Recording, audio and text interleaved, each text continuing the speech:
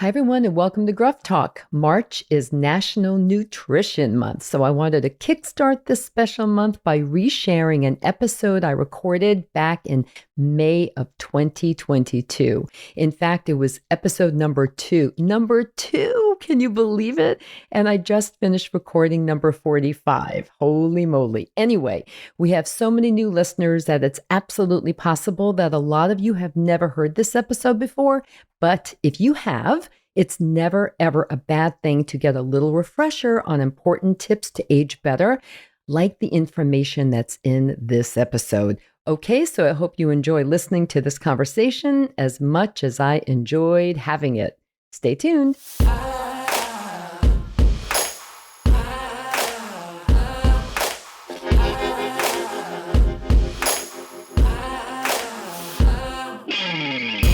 Hi, everyone. Welcome to Gruff Talk, where each week we explore how to feel better, look better, live better, and age better.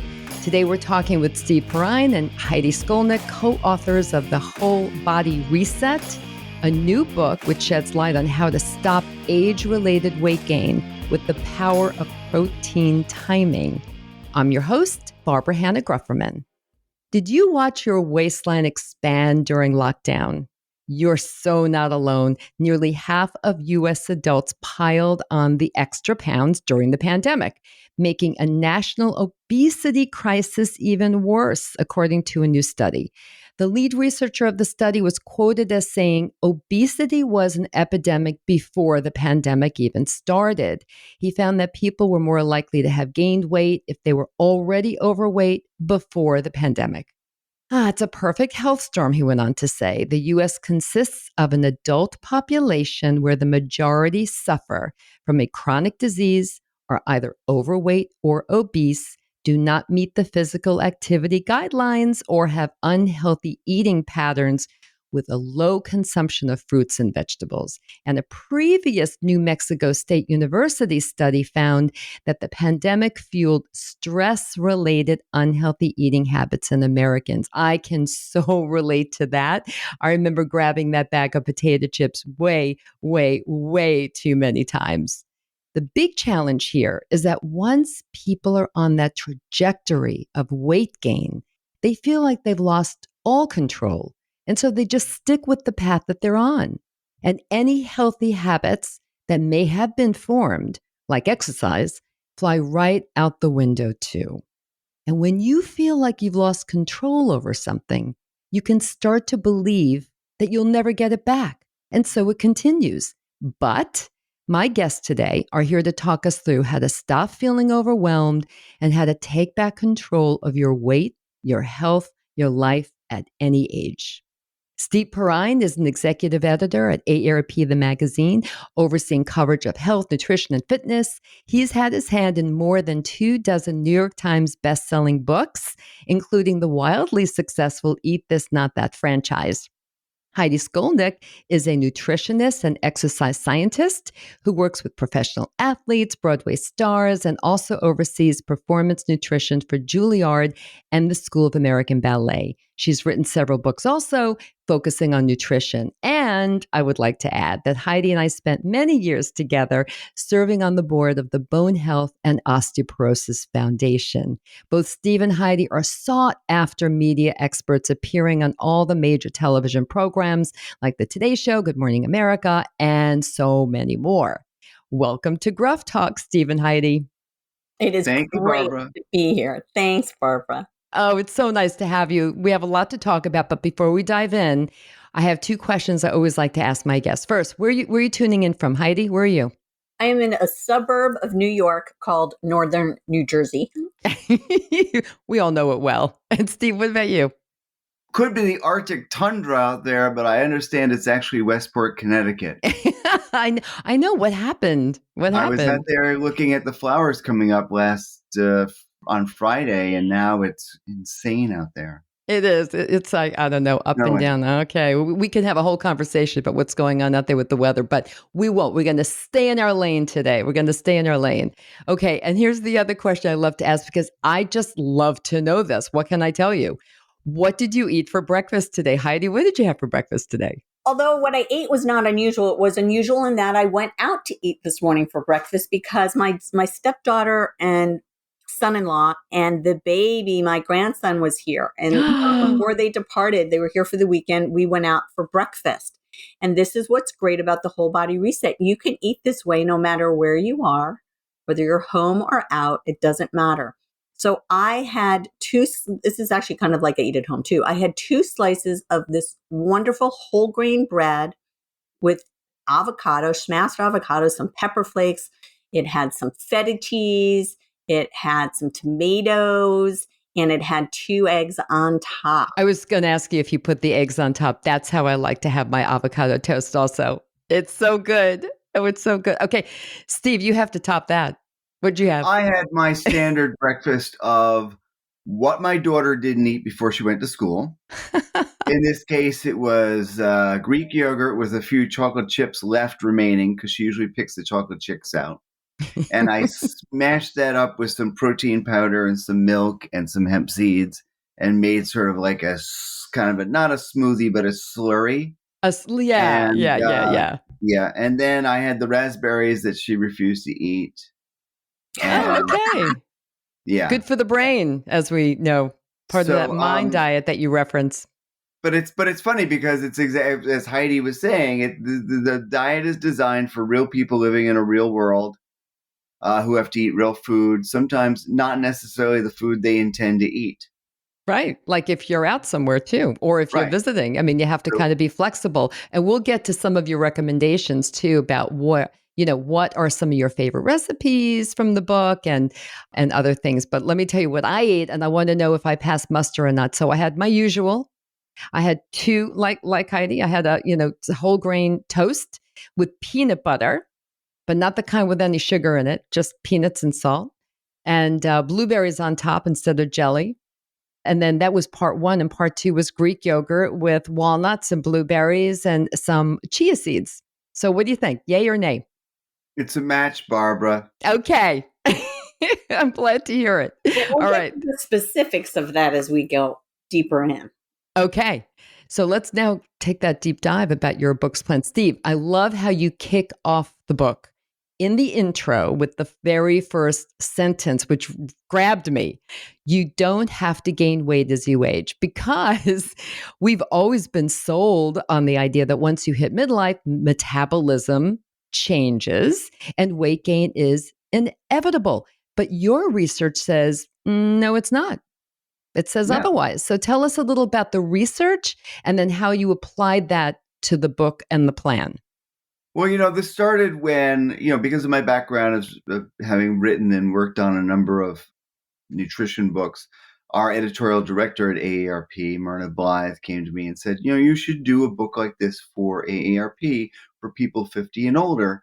She said, the thing I hear more than anything else is, I used to be thin. Now I'm not. What's going on? I'm exercising the same. I'm eating the same, but my body is changing. And I had noticed that myself. I had just finished, in 2016, I did a book with Danica Patrick, the race car driver. And I had to work out with her. Oh my gosh. Which was brutal. Wait, I'm sorry, I have to interrupt you. Did you race in a car with her too? I did not, but I did have to drive her somewhere, which made me incredibly paranoid.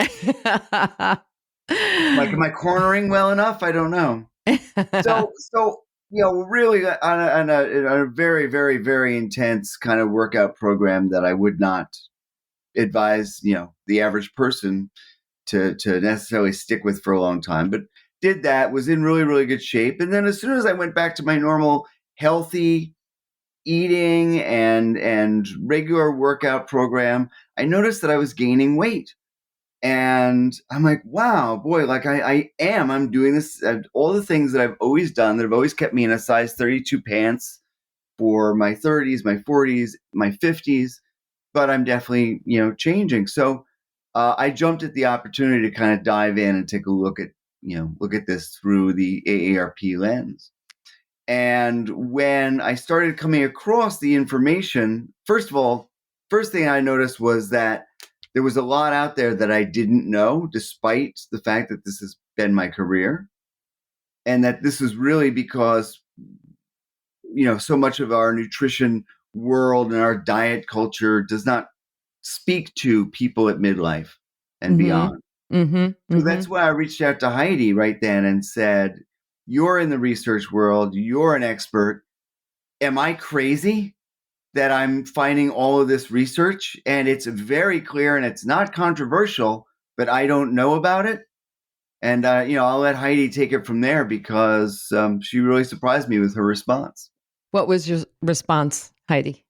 Well, I think the idea was that metabolism is something that lowers as we age. And in fact, we still were going with that for quite a while till this landmark study came out, which was just in 2021, that said, and that was in Science, in the journal Science. And it said that metabolism doesn't slow down as we age. In fact, our cells are very able to continue to metabolize our food at the rate at which we have done so since our 20s. And so it has to be something else. And this is the part that I already did know. And, sitting in my conferences and had heard time and again, because I too have aged in, and it is personal. And that is that we lose muscle every year from age 30 to 40 onward at a rate a little less than 1% per year. So between, 40 and 60, that could be 20% of our right. muscle. That's a lot to lose. That is a lot. Right. And so that's what's lowering our metabolism, right? It's not that our metabolism doesn't work, it's that we have less cells that are active to burn and do and function. Because most people haven't changed what they're doing up until that point. Like if they've hit 50, right, they're still doing probably, if they're like most people I know, are still doing, and it could be nothing. By the way, in fact, most people are doing nothing with regards to eating the right food and exercising to keep the muscle where it should be. Well, I would say that that's probably, people say that, but in actuality, my guess would be that most people become a little bit less active and eat a little bit more too. I mean, it doesn't have to be drastic. Right. But there is this, so what happens is that we've lost muscle. And our muscles have become what's called anabolically resistant. Right? They do not want to maintain or grow in the same. When you're young, you're growing. When you're young, you drink a glass of milk, that all gets turned into muscle. When you're an adolescent, boy, poof, right? Like you don't even have to do that much, and you're a muscle machine. But when we get older, we need more protein to press that button of muscle growth. Right. And we need it more often. And that's called protein timing. Right. And that was exactly what I wanted you to focus on next. Talk us through what that means. When is the best time? Do we need more protein? The same amount of protein? Talk us through the details.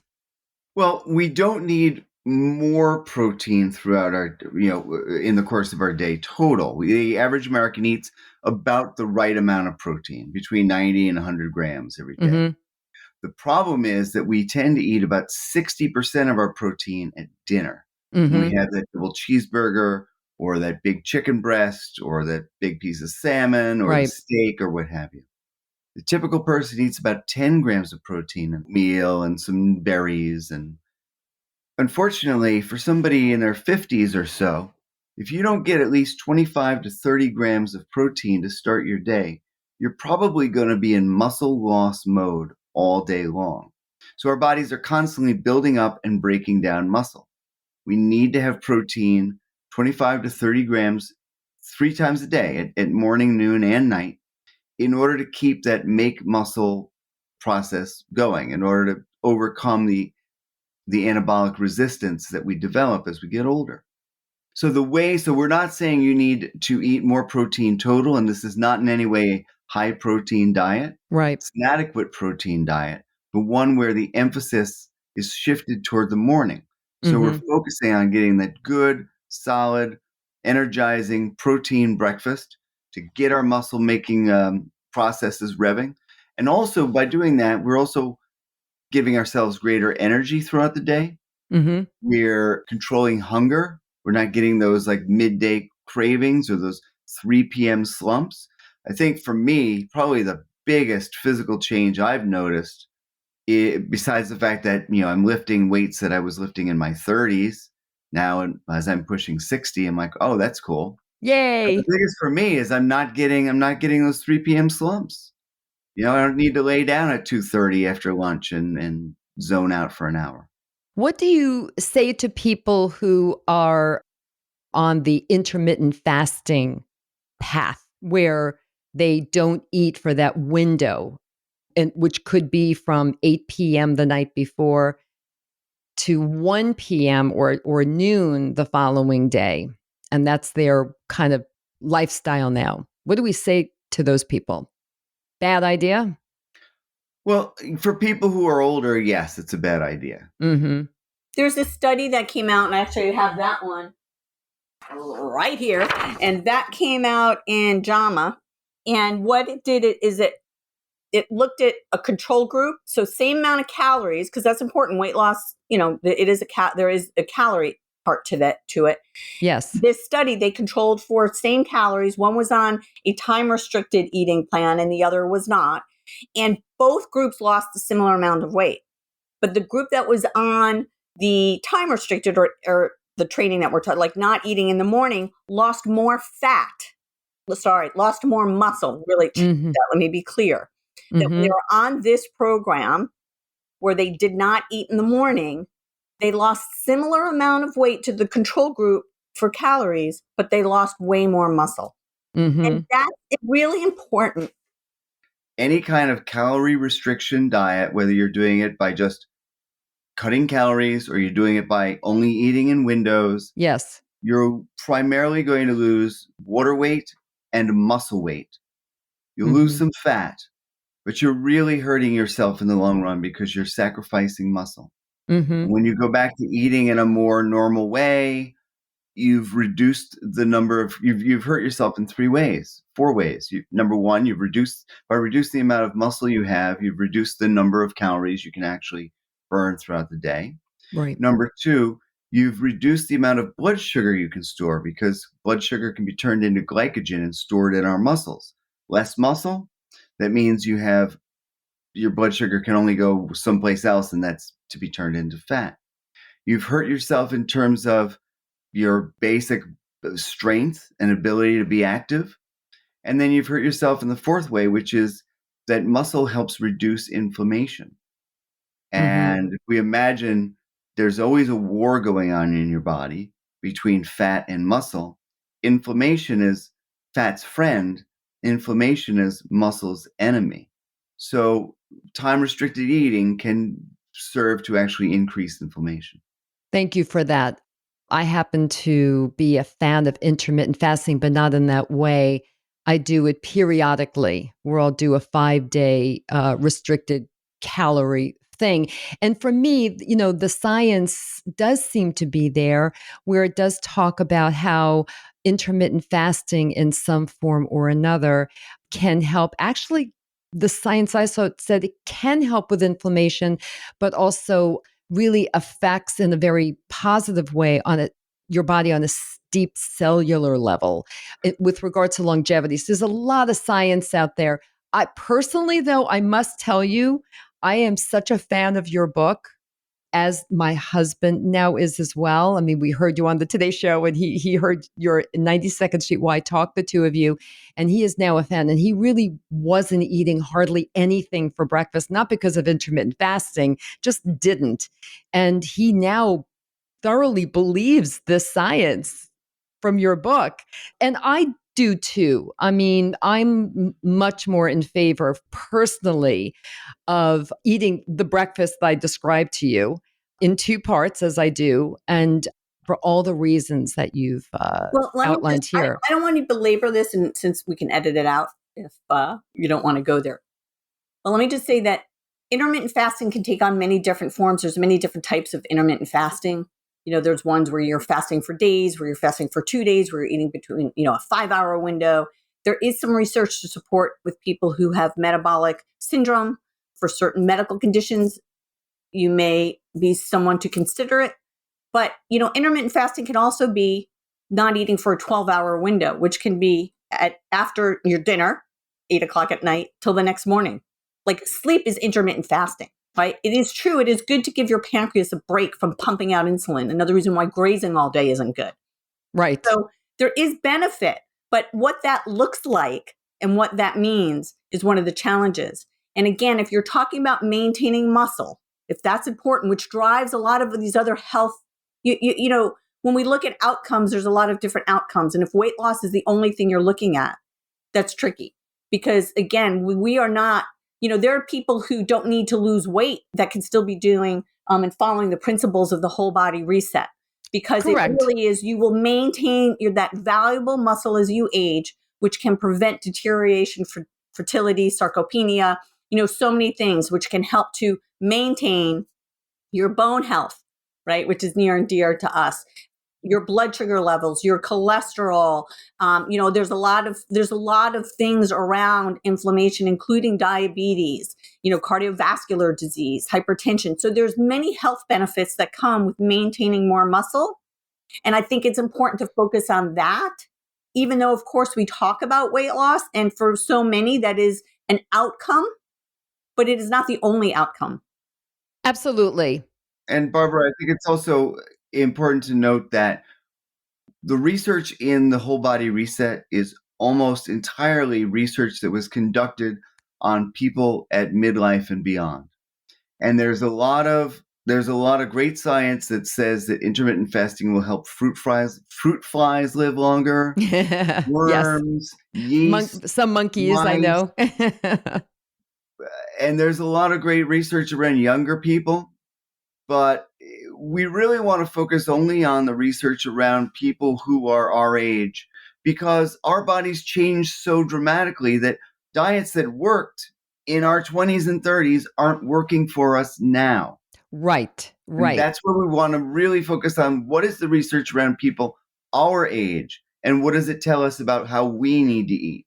Right. But for Heidi, you made a very good point before. For those people who still feel or understand the science behind intermittent fasting, there is a very good way, a possible way of combining these two where you could just maybe stop eating, you have an early dinner and then pick up on your breakfast at 8 a.m. or so, or 8 or 9 a.m. And you're still getting the benefits of the whole body reset plan, right?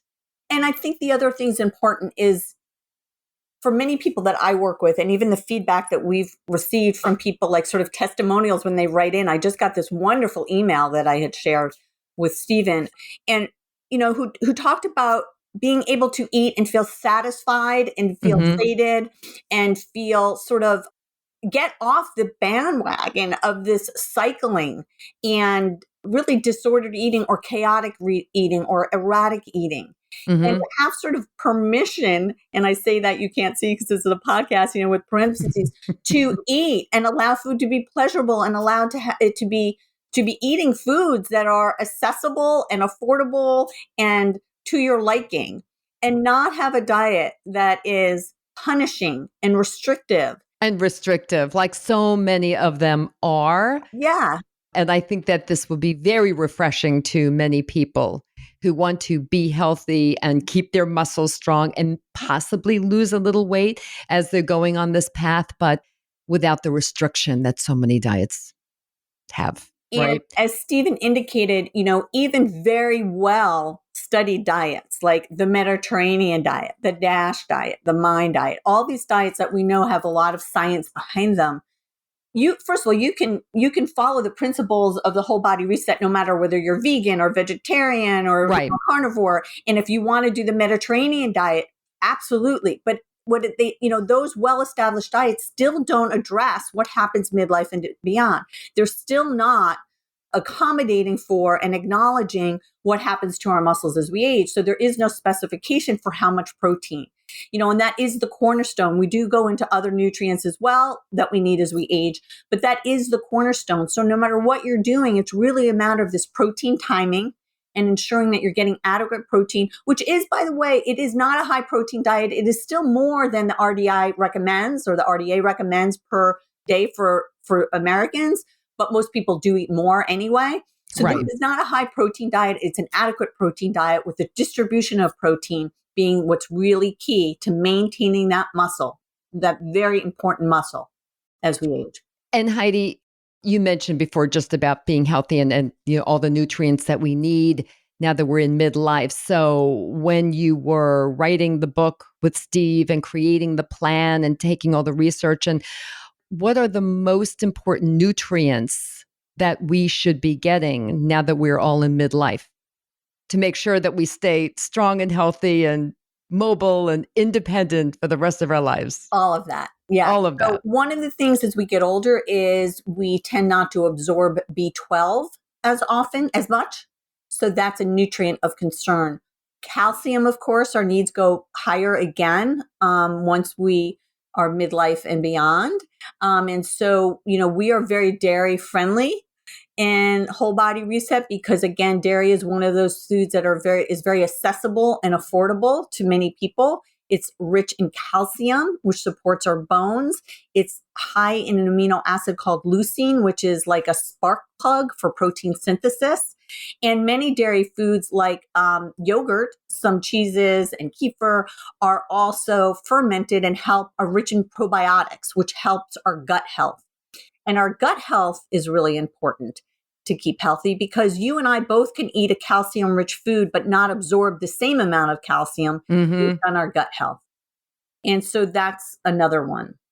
We also have fiber. We emphasize having 5 grams of fiber per meal at least 2 at snacks. And that also helps with our microbiome.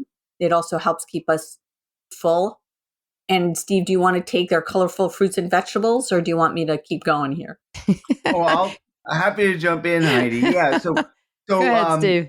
One of the things that we've heard about so much in our diet culture is this idea of superfoods. Yeah. And we really want to kill all superfoods. There are no superfoods. The only superfood is a lot of different foods. I'm sorry, Steve. I have to disagree with you. Oh, yes? Peanut butter is my superfood. I can not imagine life without peanut butter. It's my dog Travis's superfood. That is for sure. Yeah. But really, you would be better off mixing in your peanut butter with also some almond butter, some cashew butter, some other things. Okay. Basically, all plants have their own unique sets of phytochemicals, nutrients. There are tens of thousands of different kinds. The wider a variety that we eat, the better off we are, which is why we love to use that common phrase, eat the rainbow. Yes. And in fact, one of the most surprising studies for me in researching the book was the finding that people who eat the most fruits and vegetables retain the most muscle as they age. Yes, I was fascinated by that. Yeah, and we don't think of fruits and vegetables as, muscle building food, but no. Again, it goes to you're getting all those different phytonutrients. They work together to help fight inflammation. Inflammation is muscle's enemy. So the less inflammation you have, the better you hold on to your muscles. Okay, Steve, what role? Oh, go ahead, Heidi. Go ahead. I was going to add, as we always do, we add on to each other, is, in terms of fruits and vegetables, one, many of them have fiber, but some of them aren't even rich in fiber, but it is the carotenoids and these. Let me explain what phytonutrients are in case somebody doesn't know. So phyto is the sun. So it's plant-based foods have these compounds, phytocompounds or phytonutrients that are really powerful. They protect the plants, but they also protect us when we eat the plants. And so that's what all these nutrients are. And so in addition to inflammation, we were talking about other nutrients, the carotenoids that are in a lot of these, the B9 or folate, those can really help with our brain health as we age. So they're dual purpose. Most of these foods that are really nutritious for us help different systems in our body, all of which benefit us as we age. Steve, what is the role of exercise in this plan? What do you propose people do? Well, exercise is a very interesting issue. Typically, if you go to your doctor and your doctor will ask you, what do you do for exercise? And you say, well, I walk every day, or I run, or I bike, or I jog, or I hike, or what have you. They'll typically give you a gold star and send you on your way. It's very, very rare that a doctor will ask, well, what are you doing to maintain your muscle strength? Right. Right. And so we've always, people our age have really kind of been brought up in this cardio culture where we think that that's really what we need, the walking or the biking and the hiking, the swimming. And that's really, really important. But it's also important to do something every week that challenges your muscles, whether that's resistance training or Pilates or calisthenics or yoga or anything that helps you maintain strength as well as building cardiovascular fitness. So we have a whole workout program within the Whole Body Reset that includes a no weight muscle workout, full body workout, beginner, intermediate, and advanced programs, as well Using as your whole body, meaning like a push up and the like, squats, push up, things like that, where you're not using equipment. That's and you pretty can much do it what at I do home. and have You been can doing watch for years. TV. Yeah. You could do it anywhere, anytime, right? Yeah, I mean, it's, doing squats in line at the bank is kind of weird, but whatever turns you on, Barbara. No, but you can do balance while you're waiting in line at the We bank. actually have we have right? the Whole Body Reset balance and stretch, which is Yes, I saw that because that is the third pillar, I think, of overall, right, fitness. Because you don't want to, as Heidi and I know, you don't want to fall and fracture. You want to be doing all these wonderful things to build up your muscles to support your bones, but you also don't want to fall. And we do know that as we get older, that is a risk. Heidi? Yeah, I was going to say, the thing about strength training that is important to remember, again, when we're talking about system cardiovascular, your heart, your lungs, absolutely important. But it's not like the more, you'd be better off doing a little bit less to make sure you're leaving time for strength training twice a week. But that strength training isn't just good for our muscles. Remember, our muscles pull on our ligaments and our tendons and pulls on our bone, and that helps stimulate bone to stay strong as we age. And then the balance exercises are important, not for your muscles per se. It's for your proprioception. And when you have the muscle to help the strength, to help correct from a fall is important. It all builds up. And it's, again, it's all together. It's compound. So the balance is really important, not for muscle, but to prevent falls. But the strength training is important for your muscles. Right. Now, I know you have a lot of plans and recipes and all kinds of prescriptions for the reader in the book. But Steve, just give us an example of a day in the life of someone who is following the Whole Body Reset plan. Just a simple, go ahead, starting with breakfast. So maybe you start off with a protein-rich smoothie, or maybe it's a tofu scramble if you're vegan, or maybe it is just simply some cottage cheese and some fruit. There are a lot of ways. It's one of the reasons we talk a lot about dairy, because it's one of the easiest ways to get protein in the morning. But really focusing on getting that protein hit, as well as you can do a simple piece of fruit or a couple pieces of whole grain bread to make sure you're getting the fiber in the morning. Lunchtime, there are a lot of very easy issues. Again, if you very easy answers. Again, if you have a couple slices of whole grain bread and some deli meat, you're pretty much golden. Good to go. Have to watch out for that sodium level. That's the one thing I know you offer. Like, you could go to McDonald's and you could still be on the planet, of course, but that's like an issue that I'm always very cognizant of. We don't want to live at McDonald's. But if you need to visit occasionally, well, I like those French fries. Come on, that's what happens. Yeah. Again, so we have lunches at pretty much every fast food restaurant, from Popeyes. No, it's really smart. Wendy's, you name it.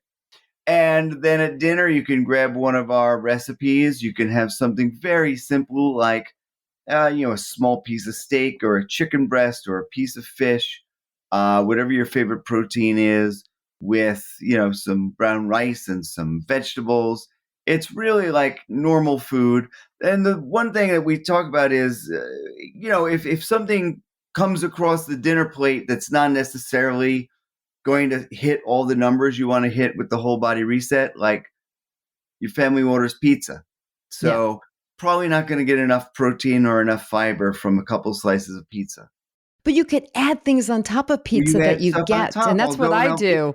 If it's me, I go have like a little bit of Greek yogurt and some berries for dessert.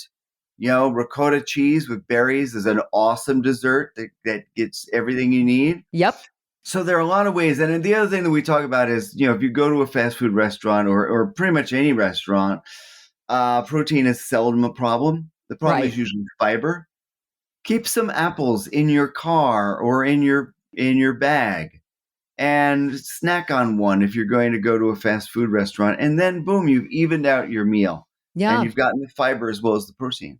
I always have a little baggie, like a snack baggie size of almonds or walnuts or any kind of seed or nut. I just always have some in my bag just in case for the, especially for the afternoons, draggy time, Sure. right? We need something to pick Yeah, yourself it up. sounds like you really benefit from having some fat. Like the theme for you seems to be, like peanut butter and nuts, and which is one of the ones we didn't really talk about, how important getting fat in as well Yeah. for anti-inflammation as you age and rounding out a meal and satiety. And so, that would be another nutrient. I also like dried beans as a snack. Oh, really? Really delicious. Hmm. We have With a a little recipe for salt that in the added. book. Yeah, you get some salt on that. So, guys, one thing we all like to look for in an eating plan is results, right? Does it actually work? Did it make me stronger? Maybe lose weight, feel better, get to my healthiest weight, which is really critical, which is not a size 2, everyone. Your healthy weight is your personal healthy weight. And that's something we should all keep in mind. When we come back, my guests will tell us how they got a bunch of AARP employees to do the plan and what happened.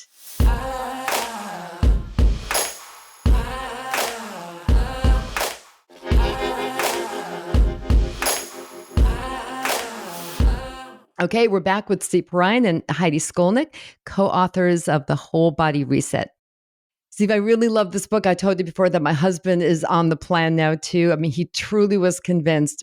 It was the 92nd Street Y talk that I have shared a lot that changed his mind. He said, that just makes so much sense to me. So I'm going to do it. And he continues to do it.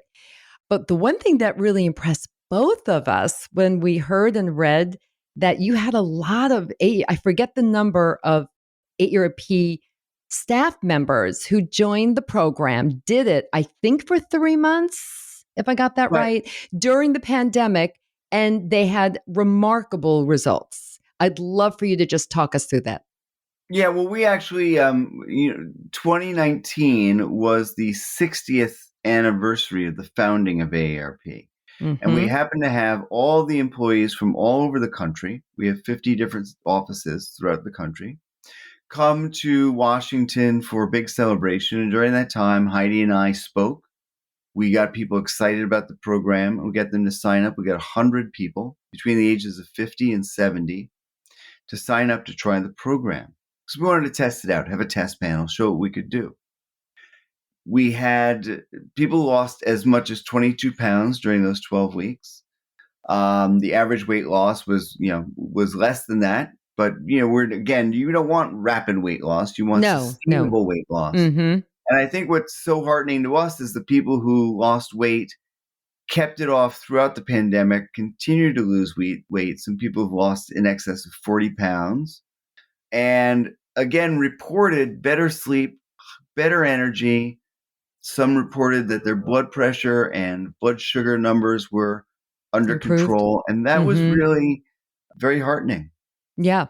Oh, very, very heartening. And the fact that they, kind of ran counter to the report I was giving early in the show about all the people who gained weight during the pandemic and really kind of let their health and fitness levels go a bit for a lot of reasons. And we all understand that. It's remarkable. It's remarkable. So people do like to know that something is working. So that's great.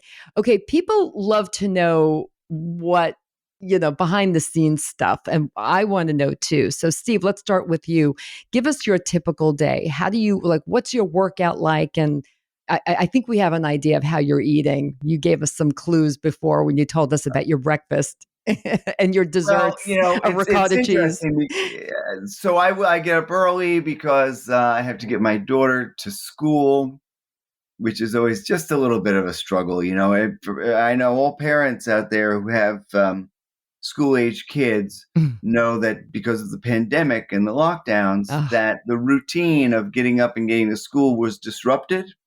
And now there's a certain feeling that maybe it's not as set in stone that I'm going to school every single day, So it's a little bit more of a struggle. So I I get her breakfast, get her out the door. Then I have typically, a protein shake. I usually try to put in some whey protein powder in my morning. Stop right there. That's really good to know. You Yeah. put whey protein in. Yes. And I saw that in the book too. Why is that? Can you just tell us quickly? And is it easy to get? It's easy to get. Whey protein is very high in leucine. Again, Heidi mentioned this important amino acid that seems to be a real spark plug, especially for older people who want Okay. to build and maintain muscle. And as one of my sources said, whey protein is just a leucine delivery system that comes in chocolate. That's And great. so, But does it come boom. in peanut butter? Yeah, well, yeah, maybe add a little Well, we'll peanut butter in see. there. And then I typically try to have some kind of fruit, whether it's the berries or apple and peanut butter, big one for me. Me too. Or this time of year, I have a lot of citrus in the house, and I'm always grabbing a piece. Steve, I have to ask you, I'm sorry. Sumo oranges. Have you had one? Incredible. Oh I my just goodness. discovered I don't these. even know what to say. They had these little, they look like hand grenades because they're like all wrinkly, and they've got these little twist off Like tops. a nub. Yes, it's a Twist off the top and it twist just off. pops open. It's easy, and they're really, really delicious. They're No, so I just delicious that I discovered this. cannot believe how good. Everyone, if you haven't had a Sumo, SUMO orange, run.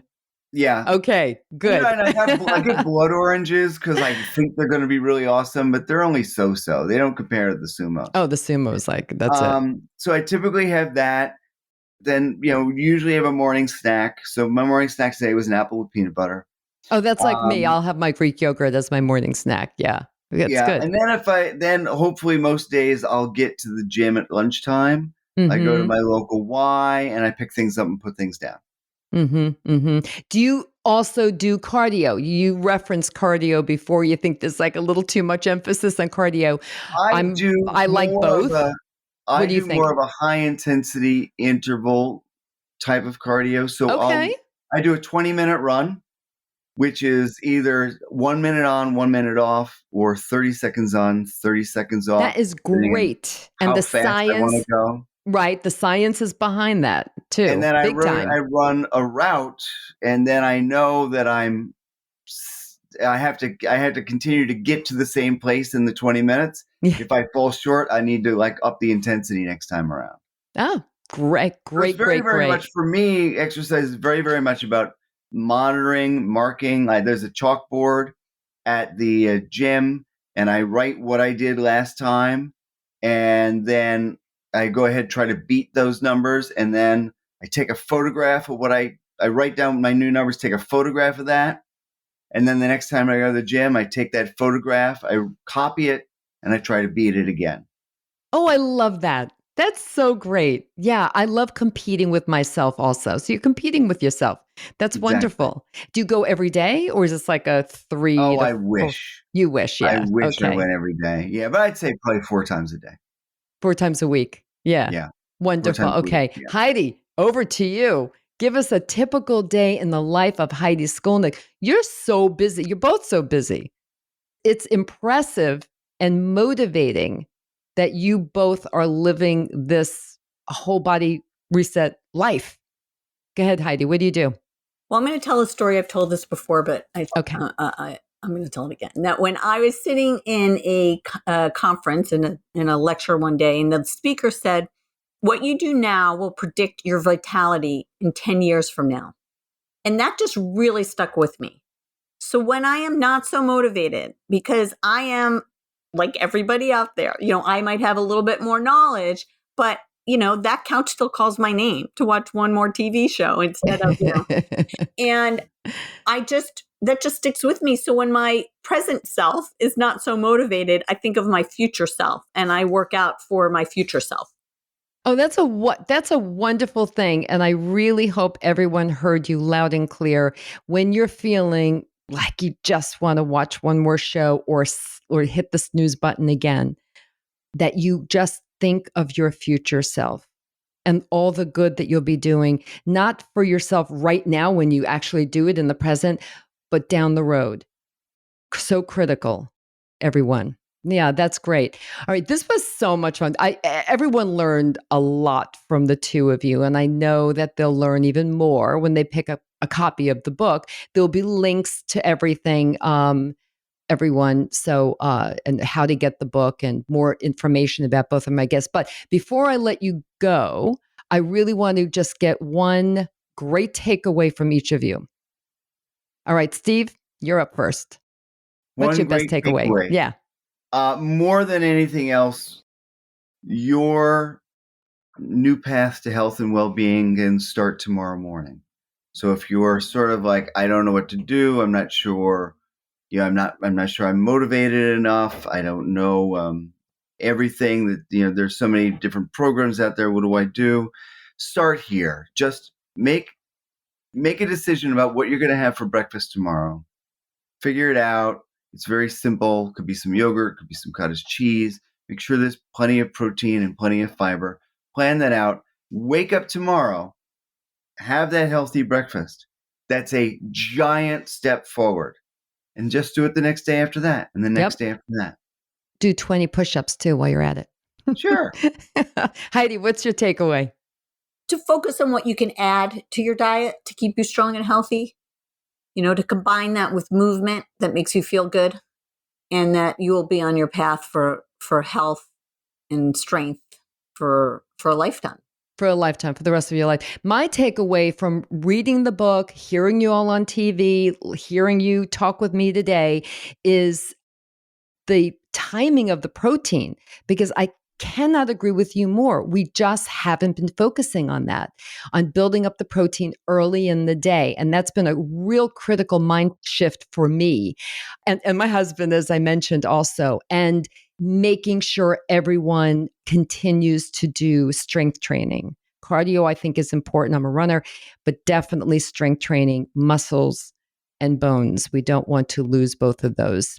So thank you guys so very much. And thank you everyone for tuning in and learning more about Steve Perrine, Heidi Skolnik, and their new book, The Whole Body Reset. And check out all the links, as I said, so you can find out how to get the book, learn that more about them.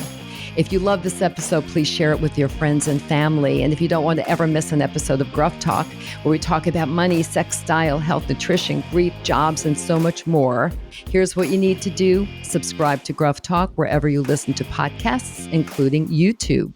So easy. Just click on the little subscribe button. Until next time, remember this. We can't control getting older, but we can control how we do it. Bye for now.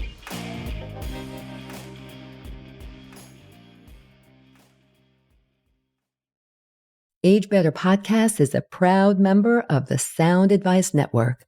Sound Advice, women's voices amplified.